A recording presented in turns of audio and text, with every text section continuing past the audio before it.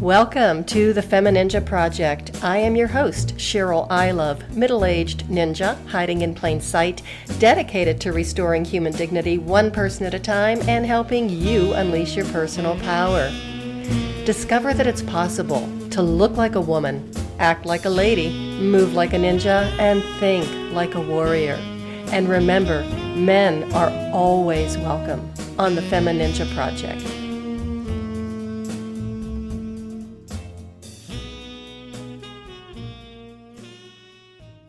Hello and welcome to another episode of the FemiNinja Project, and thank you so much for being here. I really appreciate it. And today we're going to talk about adventure. Our guest today is an amazing young man. I call him a young man because he is. His name is Trey, and he is an adventure hermit. He is the founder and owner of Road School. He is an upcoming author. He is a writer for RoadRUNNER Motorcycle Touring and Travel magazine. He is also a musician and a writer and composer for theater and the father of two girls. He's also the survivor of a near fatal motorcycle accident that happened 39 years ago. Joe, thank you so much for being here. Welcome to the show. Oh gosh, thank you. Thank you for having me. This is very exciting. It's very exciting for me as well. And there's so much to unpack here. I mean, I wonder, you've got an awful lot of living done in your lifetime, and you are interested in so many things that it's just hard to keep up with you. Yes, and it can be for myself as well. I think about this a lot in the terms of some people have an or mentality, and I definitely have an and mentality. Which has at times in my life really worked well for me. And at other times it becomes completely overwhelming because I find myself involved in way too many things. I've gotten much better at segmenting all of those different interests and finding periods of time to give them the focus they need, which has been it's taken me 38 years to figure that out. Not that I'm 38, I am 50 going on 51, but it's been almost a lifetime of trying to figure out how to make that work. I think there is a specific word for it. It's called a multi-potentialite. Yes, I've heard that term. I can't pronounce it, so I rarely use it to describe myself. But yes, I've recently been introduced to that, and I feel like it at least justifies that I'm not alone in this, which has been joyful to find out. So that's been nice. But yeah. And I think, you mentioned, I should probably explain the Adventure Hermit thing tends to throw some folks off. That was actually years ago, something I created accidentally as a pen name. And I've had a lot of people as I've been traveling over the years, and they meet me and they'll see back when we gave business cards out, I would hand it to somebody and they'd be like, well, how exactly are you an Adventure Hermit? That's obviously two opposites, which is exactly what attracted me to it. And it was clear to me that is what I am. I'm someone who I do love adventure. And at the time, especially then, I traveled alone a lot. And so I found myself alone, but constantly on these adventures. And so to me, it made complete sense. It was probably my own ignorance that adopted it, but that's literally now been almost 17 years. I think that's been a moniker that's sort of attached to me. So for anyone that was confused by that, that's the reasoning for that term. Well, and I also noticed that you define adventure on your Facebook page. Yes. And it's funny. So over the years, I've twisted this many, many different times. So the tagline for Adventure Hermit is don't go anywhere, go somewhere. And that all started, I'd love to take credit for that, but I really stole it from my now 16-year-old daughter, who at the time was 4. And I was picking her up at daycare, and we get into the car, get her all buckled into her little seat in the back. And she asked for a snack. I give her a snack, and she says, oh, are we going home? And I was like, no, we have to run some errands, which even at 4, and I do not like going to stores. I don't like to shop, but she didn't know this about me back then. We were just getting to know each other.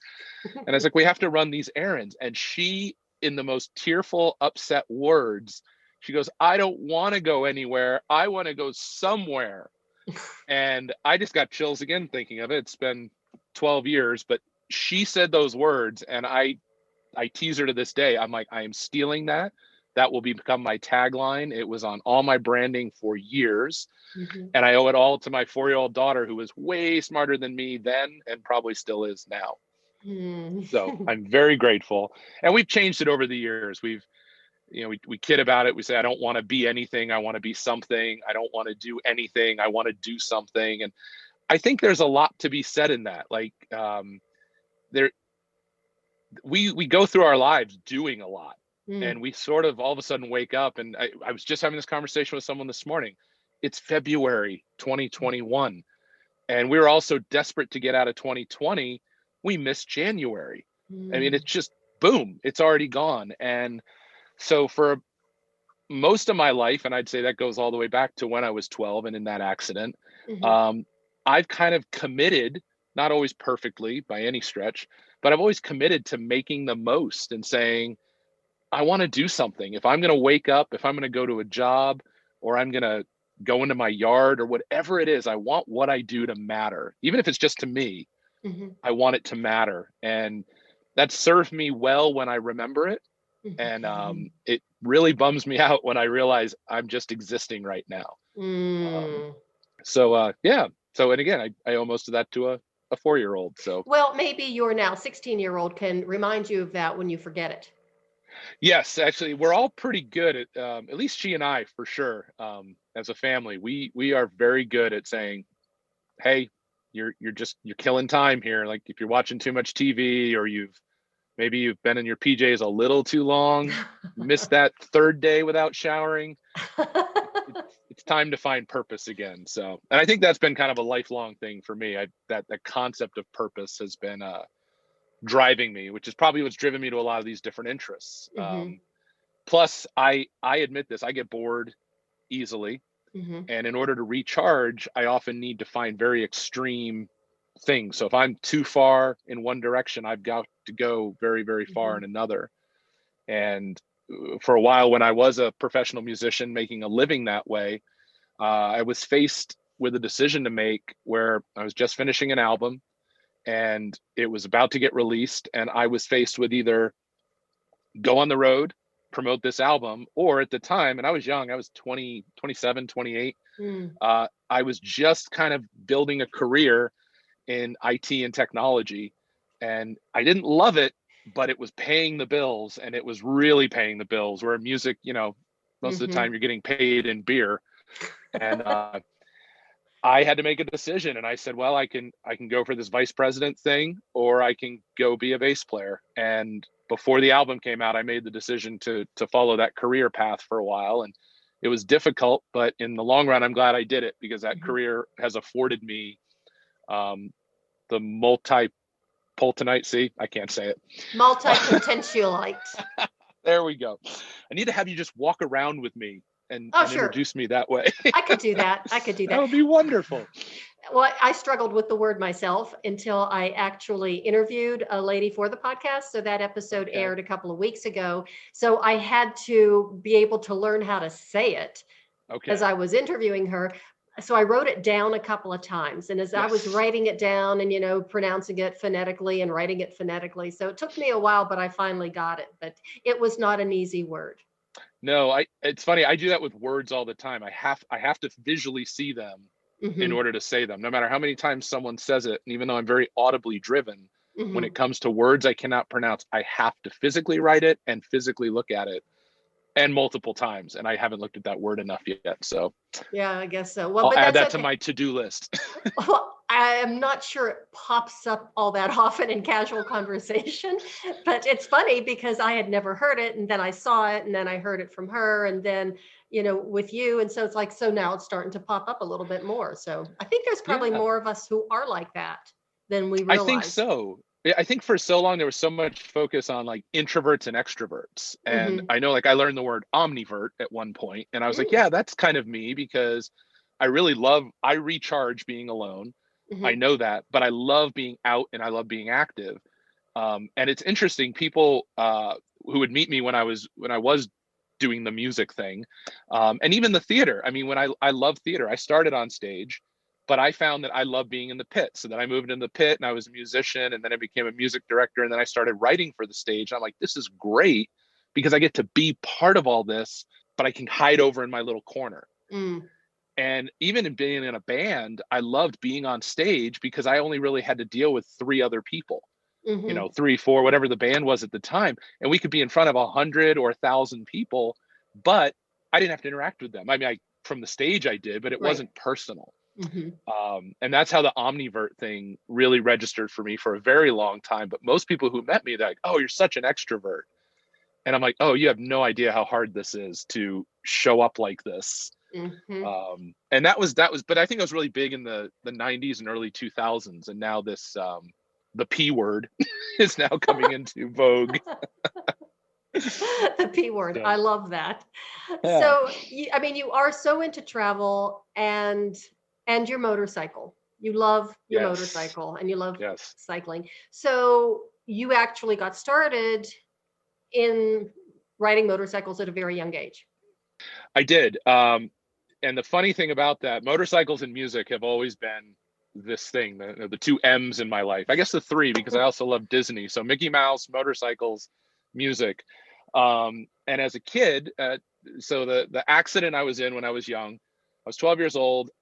I have a memory of it, how it happened. And then I've been told since then how it really happened. But Mm-hmm. regardless, it involved me trying to cross the street in front of my house and a car hitting me. Mm. And when the car hit me, it broke my right leg, a compound fracture. So the Oof. leg went in opposite directions out of the skin.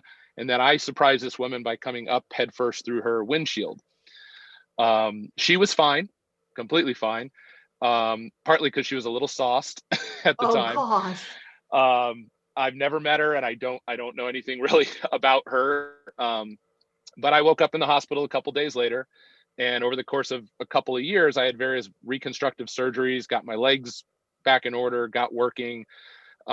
It was really difficult, but at the same time, people have gone through way worse than me. At the time, you're 12 and you feel sorry for yourself. Mm. And my dad, understandably, was concerned, but he was also upset, because I wasn't supposed to be crossing the street at that time.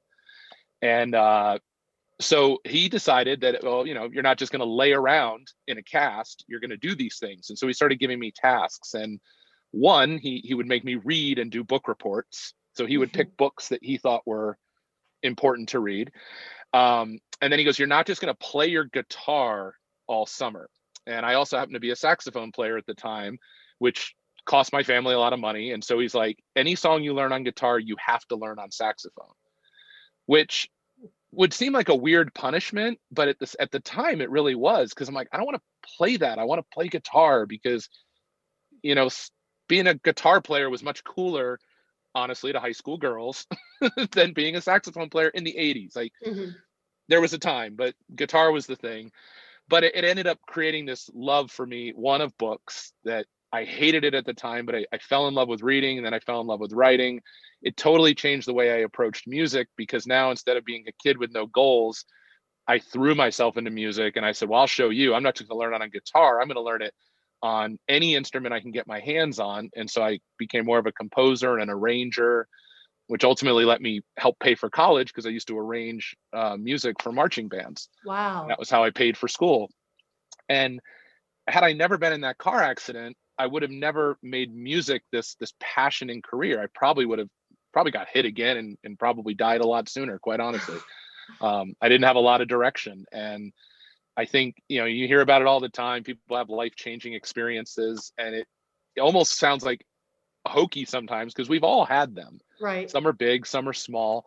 But the truth is, if you haven't had one, chances are you're not probably living the life you're meant to live yet, because we all need to be shaken out of our slumber. I mean, I love looking at, all the things that you've done, even just getting to watch you. And I mean, from literally being a ninja, having a black belt and being a ballerina and doing these talks and an author yourself. I love finding people like that in the world and going, all right, we're not alone. It's okay not to just go to college, get a job, do it till you retire, and then die. That just sounds so boring to me. Yeah, it's very painful. I mean, this is my 3rd career that I'm on right now, 3rd career path. So, I'm a lot like you. I get bored. And Yes. I was in medicine for 40 years, but I was as a respiratory therapist for 17 years before I went back to school and got my master's in PT. And then I ended up shortly after I graduated opening up my own office and did that for almost 20 years. So, you're talking like 40 years of taking care of people. And it was like, you know what, after that, it was time for me to make a change. So I just decided this was the thing to do, and it's really fun, and I get to talk to some really cool people like yourself, and I learned so much, not only about my guests, but I learned a lot about myself, and I also learned how to say fancy words like multi-potentialite. Yes. I need a podcast just so I can learn how to speak. That's no, and that makes so much sense. I think I did have almost a traditional career for nearly Hmm. 20 years, but I have sat down on occasion and written down like all the jobs I had. Some were just jobs, right, for a Hmm. few weeks or whatever, and others were careers. And I still think back about getting my class 2 license when I was a bus driver, and I think that was a fun period in life. And but what a great job! Like when you're working in the theater, as a bus driver, I brought people for Easter seals back east, which helped lots of folks that couldn't help themselves, needed to get jobs in various places. So I would drive them to work in the morning. Then I could spend all day writing. I would go pick them up at night, drive them home, and then I'd go to the theater. So I had to get a class 2 license so I could get this bus driver job to do Uh-huh. that.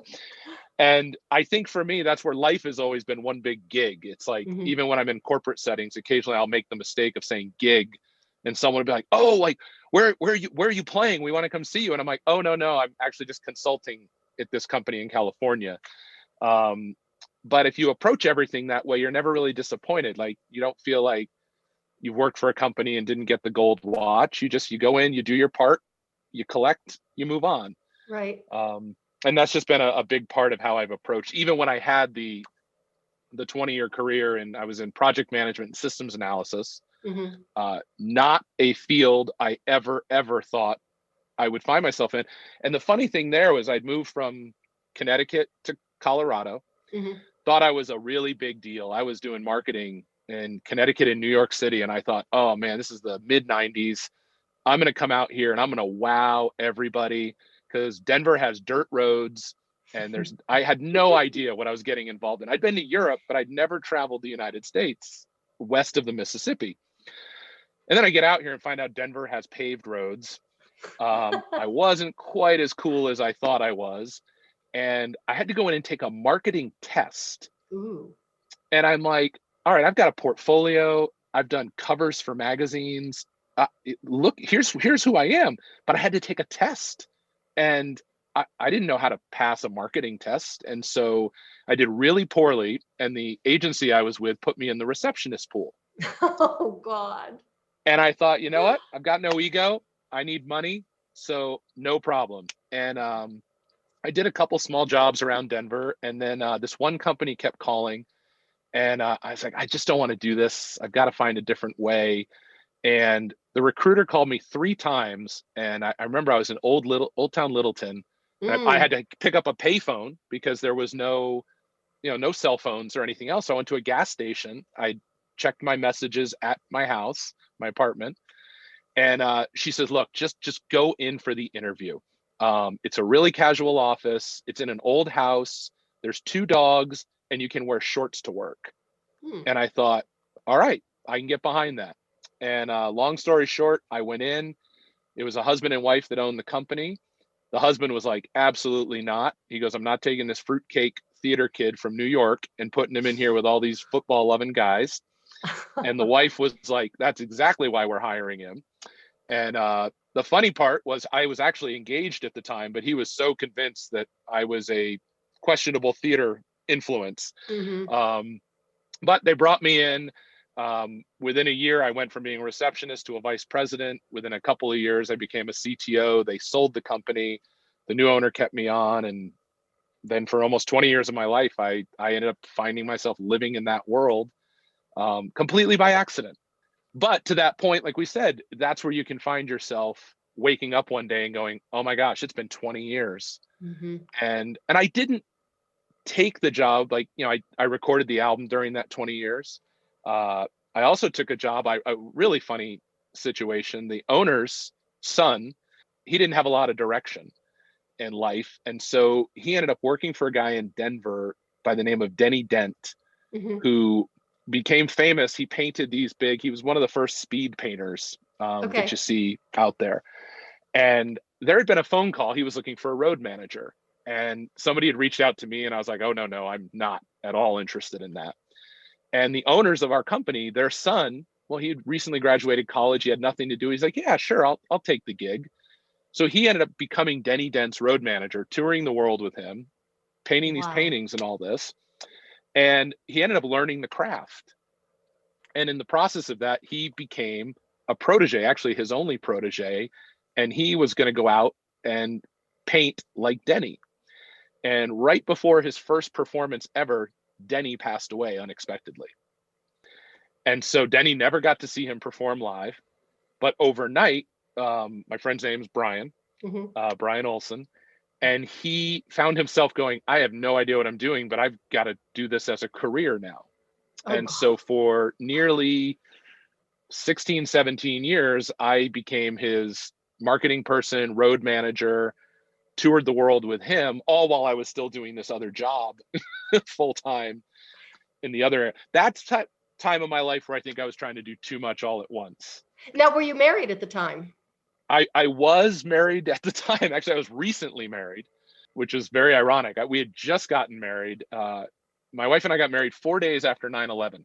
Oh. And so here I am from the East Coast, and she's a native of Colorado. And so our wedding party went from like a little over 100 people to just under 50, because Mhm. some people got in cars and made it, but a lot of people couldn't make it out here. And my wife I blew it. I was going to have the big fancy surprise engagement, and I still Mhm. feel like I sort of pulled it off, but I made the mistake of buying a home before we got engaged. And she sort of was on to me at that point that Mhm. maybe I was a little more committed than I was leading on to.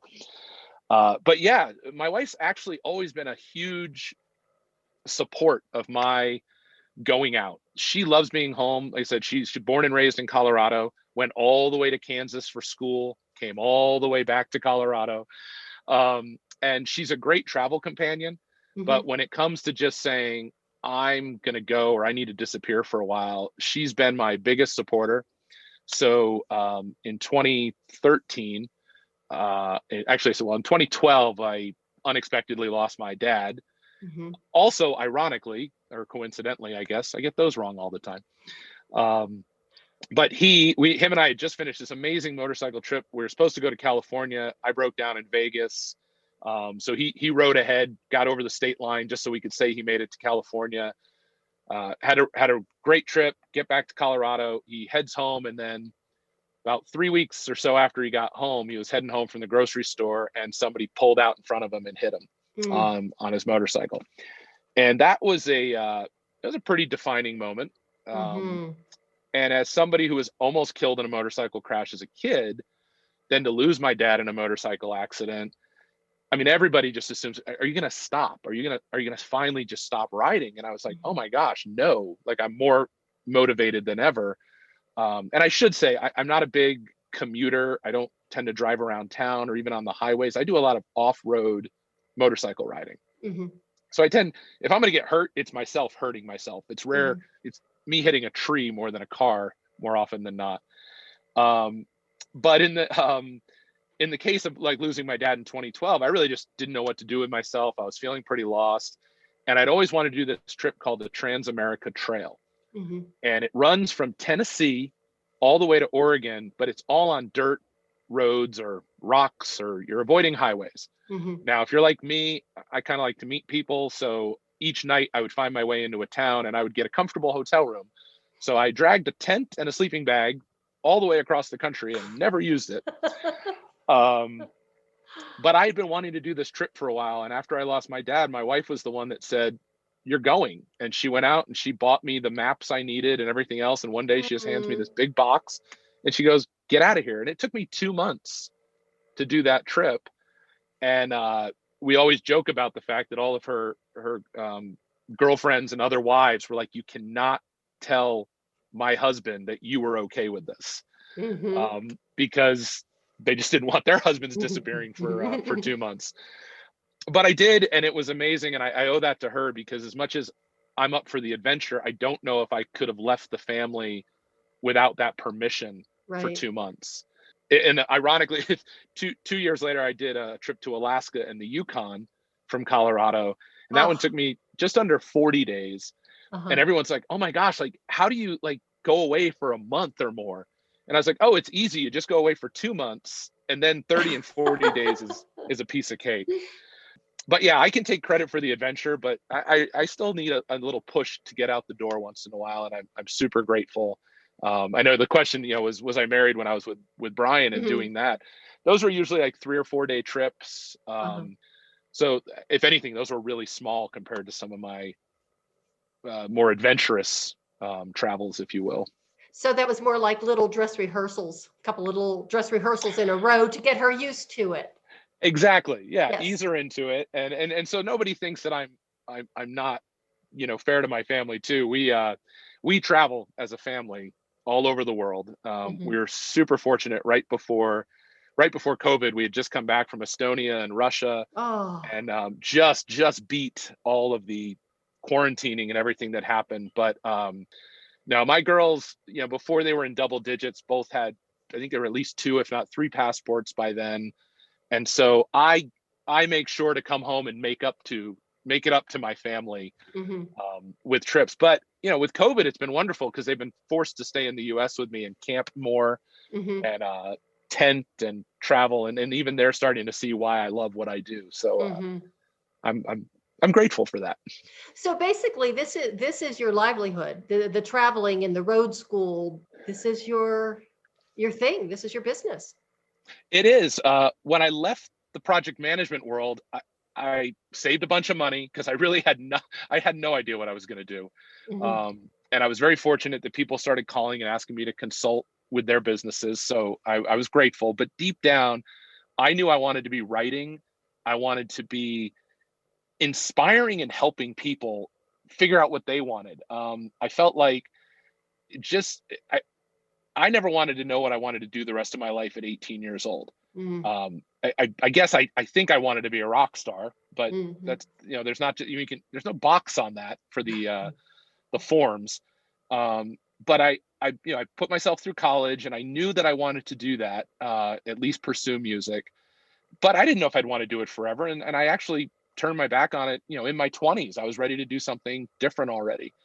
And then I quit my job in my early to mid 40s, and I was like, there's nothing saying I can't do anything else right now. Like every day we wake up, I always say, like, it's not that you can't, we're just afraid of the consequences. Mm, And quitting my job without having another job lined up was risky. I owe that one to my wife as well, though, because she hit a point. She goes, "You're not happy." So she's like, "You just got to quit and make space for whatever's supposed to come next." And way smarter than me, all the women in my life, hmm. way smarter than me. And I was like, "Thank you." And I quit, and everything kind of worked out. And like before COVID even hit, I was sort of taking a bit of a sabbatical, not from anywhere, just for my own benefit, to work on my book. Hmm. And I thought, okay, I'm going to take this year. I'm in a good place. I've saved more money. I'm going to work on the book. And then COVID hit, Mm, and I was so uninspired to write anything book related. I wrote all sorts of essays about technology and working from home and hmm, all these other things. I went into this savior mode, I think. hmm. Nobody asked me to. I don't know if anybody cared, but I did it anyways. And took me most of the year before I got my spirit back to work on the book. Hmm. Um, and then once that happened, it seems like work shows up when it's supposed to show up. Hmm. And I've been very fortunate that way. And how I make this a livelihood is, I've been able to turn a lot of these things that I've done into courses and coaching. So I'm not Mm, now working okay. with software development teams. I'm working with individuals, and whether it's an 18-year-old, or I've worked with people as 72 is my oldest client, Hmm. who I've helped reinvent herself um, at 72. And I'm like, that's proof. that, and she's officially retired. She could be done. She could just be loving on her grandchildren. But the truth is, certain people just want more. They're not satisfied to just be retired. And Mm-hmm. other people feel that, but they don't know it. Actually, just this week, I had a girl from high school I hadn't spoken to in 11 years. And I know that because I had a message from her, and it was in 2009. And her next message came in, and here we are in 2020. Did I get that right? Yeah, Yes, 11 you years. did. Yeah. And out of nowhere, she goes, "Do you remember when my dad wouldn't let me go to that cast party with you?" And that's all she said. Like, no context, no anything. I haven't spoken to her in 11 years. And actually, ironically, the last time she had texted me, she had bumped into an old girlfriend of mine. So I'm like, these are really random questions. But I had remembered, and I remembered her dad saying no. And I mean, I look at myself back then, and I don't know.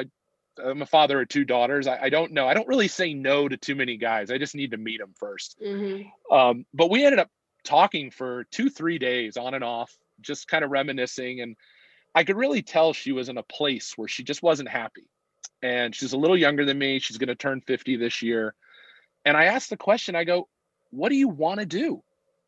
And as is often the case with most people, she replied, she goes, "Well, that's the $1 million question." I go, "I know it is, because most people feel they're not happy. But when asked, what would you do outside of winning the lottery, because that's cheating?" But I was like, what would you do if you truly could? And not the, like, I want to be a pickle baron or however you do it, but what would you do? And maybe pickle baron would work. Someone's got to make Vlasic would be a good family to be a part of. But she really didn't know. And we spent a couple of days, and this wasn't an official capacity. I was just sort of doing it, but we really helped her sort of figure out what she could do in her life now to feel more fulfilled, even if she has a day job or anything like that. Just, you can find something that brings you joy. And I think every day we should find a little way to find joy in our life, whether it's through a vocation or simply just something we enjoy. And so few people will do that. They'll just melt it away in television or drugs or alcohol. And we're really capable of so much more. But there's this barrier that keeps us from getting there. And that, yeah. So you do work with people one-on-one, kind of like as a coaching Yes, type of service? I do. And I'm not pimping myself right now. Maybe I'll pimp myself later, but Sure. That's allowed. I am working with actually someone else who's been with you before, Mary Gall, Success Magnified. She and I have been really good friends for a couple of years. It could probably do a whole series of just how we got together and met each other. But we've been business and accountability partners for over a year, and we're kind of combining forces in April. Nice. And bringing a course together. We keep putting it off because we really wanted to do it in person, where we are in-person people when it comes to this stuff. But we realize that there are people that need this now, trapped at home. And so we are actually tag teaming and doing a one-day course in April, where we kind of bring together her biggest skills, hopefully, my biggest skills, and we really help folks, whether they're trying to connect for individual reasons or their business, or they're looking to start a different career. Between the two of us, we're pretty confident we both been there. And that was a big part. I wanted to partner with someone who understood the been there, done that part of it. A lot of so-called gurus are teaching you, but they're not living it. And so she and I, and that's actually, it's funny, part of Road Schooled and everything. For me, I couldn't start Road Schooled until I could show people how I live Road Schooled. I could teach it, but I needed to be living proof of it. And so it took me a few more years. I could have started it earlier and just said, "Oh, here's how you wing your life like I do." But I needed to be able to show it through words and pictures and everything else. And so I'm kind of almost coming at it backwards. But I'm super excited to be helping people. And I know not everybody's me. That was another big component. I've done some work with some folks with Enneagram. that really opened my eyes to, oh, we can totally be going to the same place, but we have to start and get there differently. Mhm. And I needed that in my pocket of understanding before I could teach anyone, because I thought, unless I go find a bunch of Joes, which, gosh, I really hope I don't, um, I needed to be able to, I needed to get to where people were at and then show them that this isn't my solution, this is a solution. And here's all the different ways that different people can do it. Mhm. And so I borrowed a little for the Enneagram, and it's something I call discovering your compass. Mhm. And that's I know I'm on a tangent. I don't take a lot of breaths in between. I get excited. I just I noticed know. that. And as a former respiratory therapist, I'm kind of just watching you going, breathe, Joe, breathe. And I as have you an appointment Monday for breathing, actually. do you really? That's so I, funny. With a speech therapist or just a yoga no, person? it's actually with a breathing doctor, because I've had some. I hold my breath a lot, and then when I'm not holding my breath, I just don't stop expelling. I've tried some yoga techniques and some other things. I'm like, I need someone to give me some guidance. Of Mhm. course, you are a respiratory therapist as well. It's funny. It's just occurring to me as I say that out loud. But do you want to hear something kind of funny? This is just all Absolutely. of the idiosyncrasies of life and how strange we can be. I actually had to see a speech therapist about this time last year Wow. because I had some throat issues, vocal dystonia, they called it. And when I just saw her like once or twice, and she said, "You're not breathing." And I'm like, oh, this is great. So I had to go to a speech therapist so she could teach me how to project and talk. And I'm like, okay, I'm a speaker that can't talk. I'm a respiratory therapist that can't breathe. I'm a writer Oh, that doesn't goodness. know how to type. And I'm a Oh. physical therapist who hates exercise and thinks that chocolate is food So you're perfect. in every way. I mean, right? You nailed. I mean, if if I had asked you to segue like that, I would have failed. But you are living proof of exactly what I'm trying to show people. Don't worry about what you aren't. Just do it. Hmm. Right? I mean, as silly as it sounds, it's like I watch people, and I've done this too, right? We get in this analysis paralysis, like, oh, if I just got to learn a little more and then I'll Hmm. do it, or a little more. Or I was talking to my wife, and I said, the reason, she's, you always go all in. Like, she goes, can't you just just try something? And I go, well, if I try something, I might quit. But and I know there's the whole schools of thought, like when you teach kids to swim, and I've Hmm. never thrown my kids, so we're clear. I've never thrown my kid into the deep end of a pool, Hmm. but I do kind of live my life that way. Like, I won't take the smallest step, but I will jump into the deep end of a pool, because if I don't get out, I'm going to die. Hmm. And I think that there's a difference that you take when you just go all in. Like, you don't have, like when I quit my job. All right, I quit my job. I don't have a plan B. So the second you don't have a plan B, you really do come up with a pretty darn good plan A. Yeah, exactly. Um, and I don't encourage that for everybody. Not everyone Hmm. has that personality type, Hmm. but it took me a long time to realize that that does work for me. Um, and so I admire, like, you're saying that, like, here's all the things I clearly am not any good at. And yet, oh, by the way, this is how I make a living, and I'm damn good at it. And I Exactly. love that. I love that.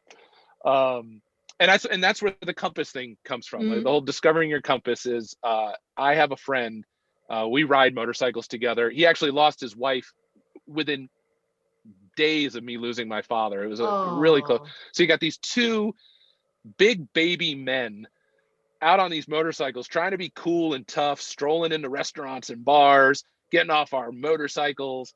And meanwhile, we're like, we're bawling and we're going through all this emotional stuff, and we're fighting, and then we're riding separately. And I mean, it's the most uncool motorcycle movie. We're like wild hogs if it was a drama.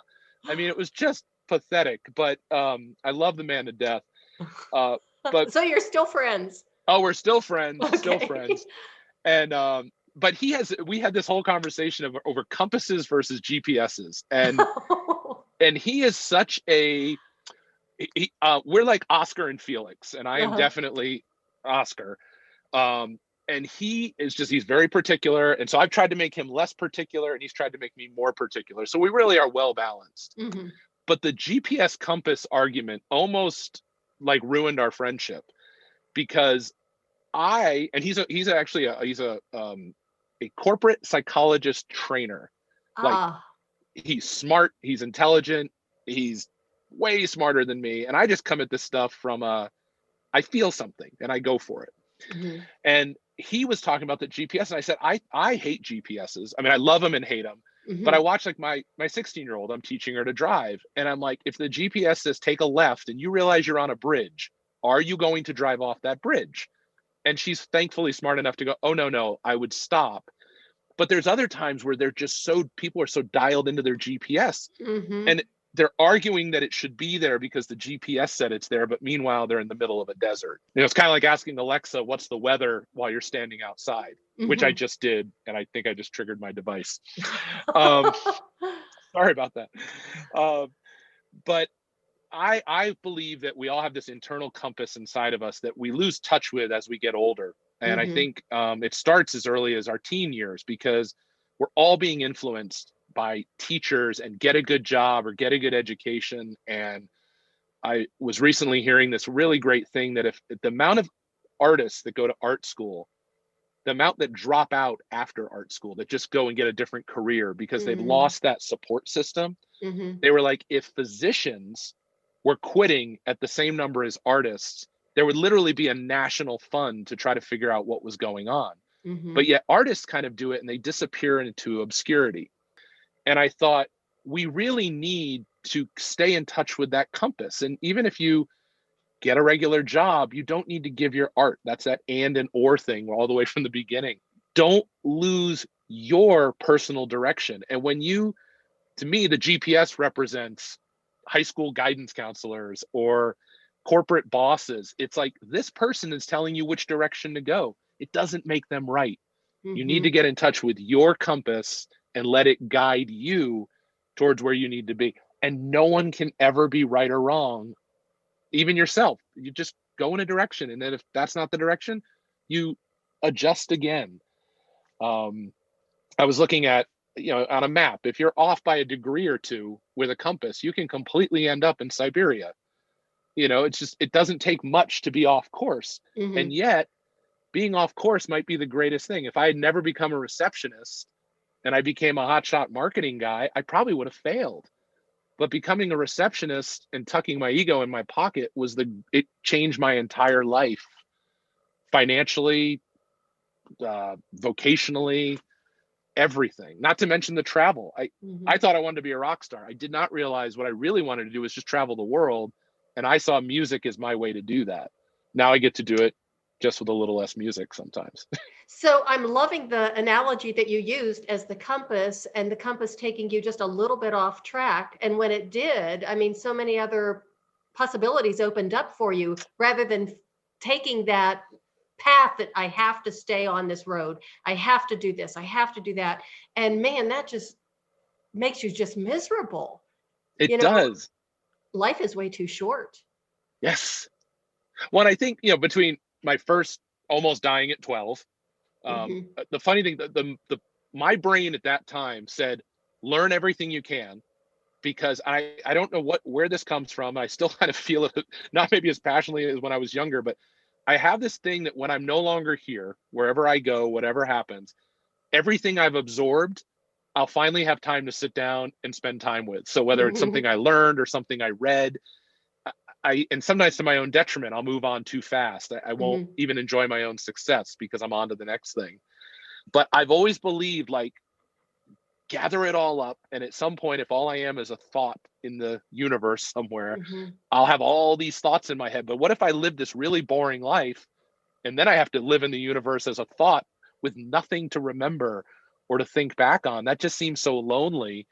And so I'd rather live as much as I can now, and then hopefully I'll remember it later. And if I don't, I'm wrong, and that's okay. Hmm. But at least I've had these experiences, and I'll be super grateful for that.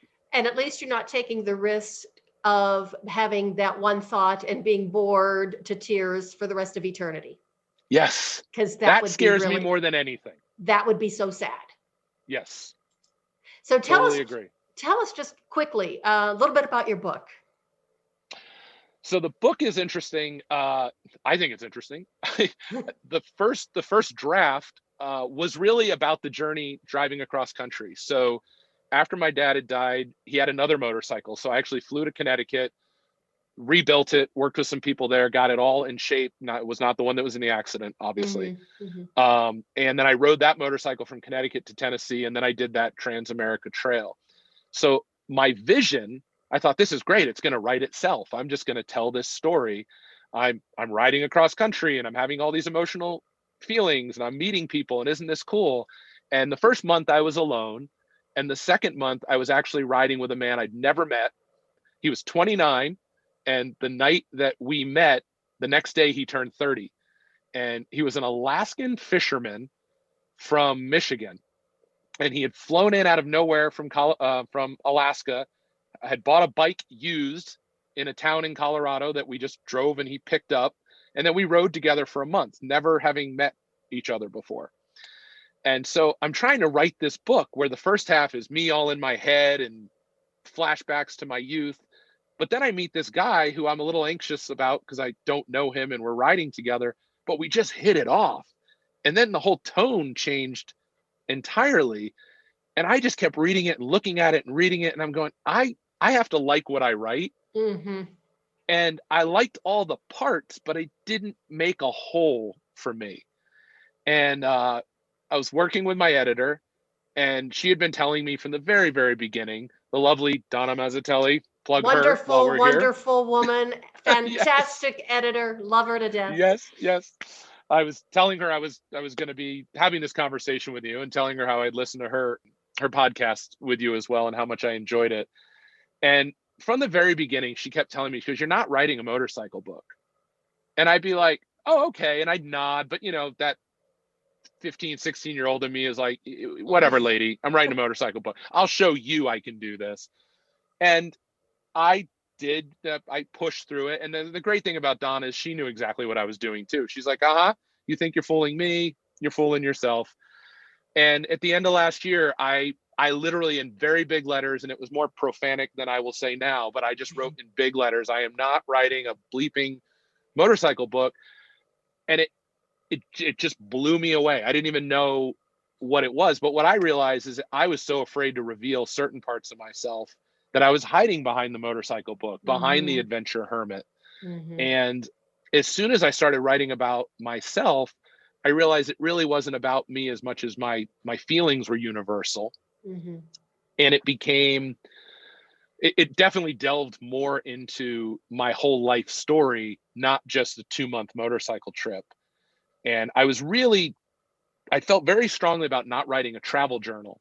And when the book became a travel journal, and I saw that for what it was, I was like, I have to scrap it and keep whatever we can, but I need to rewrite it. So that's the long answer. The book is really, I kind of call it, we joked around and saying I'm a Joe of all trades, which was something I never wanted to be. I wanted to be one thing. I wanted to be a musician. I was terrified of knowing a little about a lot. And yet here I am knowing a little about a lot. And the book is kind of my coming to terms. And in a way, not through a 2-month motorcycle journey, but through a 50-year journey, I'm reconnecting with my 16-year-old self and saying, it doesn't matter if you want to be a rock star tomorrow or a president of a company, or I don't know, go back to being a bus driver. Just go back to living your life knowing that you can do whatever you want tomorrow, and that's okay. And then once the book gelled to recognize that's what it's about, there's still cool motorcycle stories. Oh, of course, I would hope so. Embarrassing stories, and there's broken bones and tears and all sorts of gory details.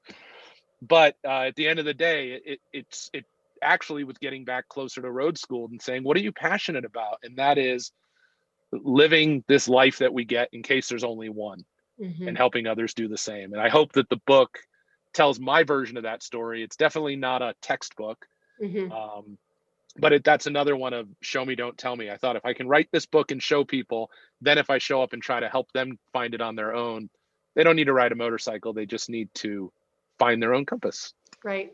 So when do you think it's going to be out? Well, I will be done. They would love to get it out at the end of this year. Okay. Now, once I get it out of my hands, as you know how that process goes, Yes, I do.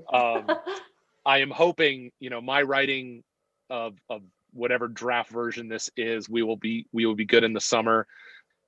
Yeah, I would love to see October of this year if all goes well, and that's dependent on me getting my act together. Well, maybe if we're lucky, our books will be published at about the same time. Because my second Awesome. Is that book, when your next one? yeah, it's going to be 2021. I already have, like 65,000 words written.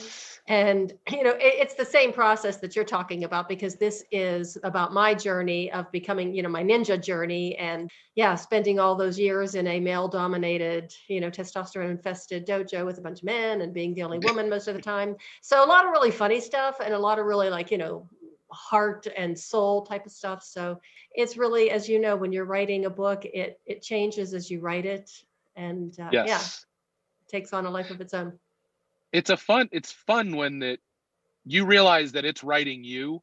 Yes. As much yes. as it sounds. I guess I'm not a runner, but I'd equate it to like a run. When people talk about a runner's high, you can't explain it unless you feel it. But the second you do, I couldn't sleep the other night, and I must have written all on my phone too. Like my thumbs are just flying. I'm laying in bed and I tried to go to sleep twice, and I woke up 3 times to write these dialogue scenes that I just couldn't help myself. Like the characters that are people that were part of what happened on the story, but they just were like, it's time for you to tell our story. And they wouldn't let me go to bed. And what a cool sensation that was. Doesn't happen often, but when it does, you're in the zone. You're in the zone. Yes. And you just keep going. Yes. I just run with my thumbs instead of my legs. So.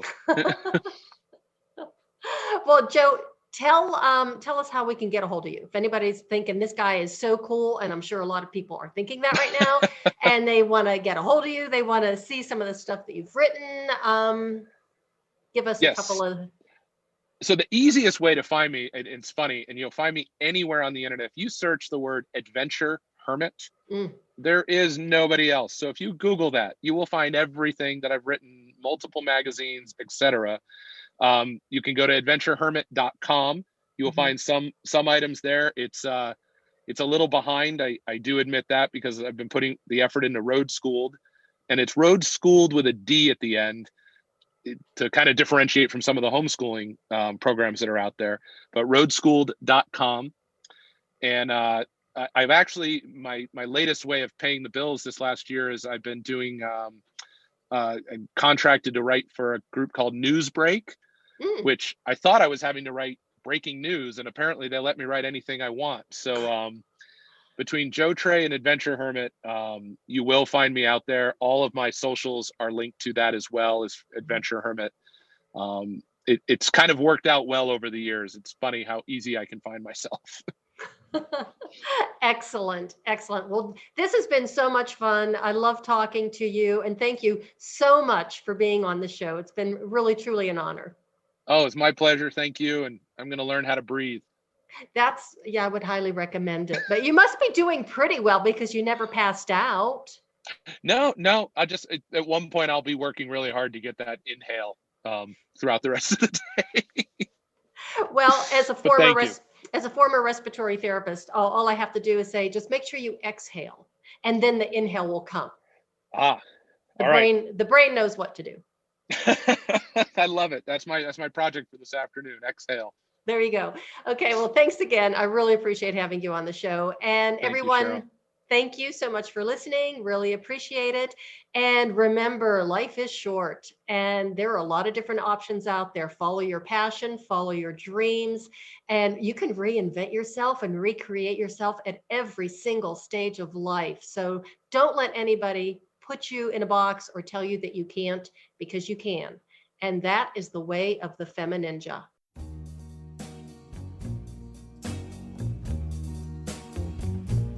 And that's a wrap on another episode of the FemiNinja Project. Thank you so much for listening. And remember, be safe, be strong, and until next time, bye now.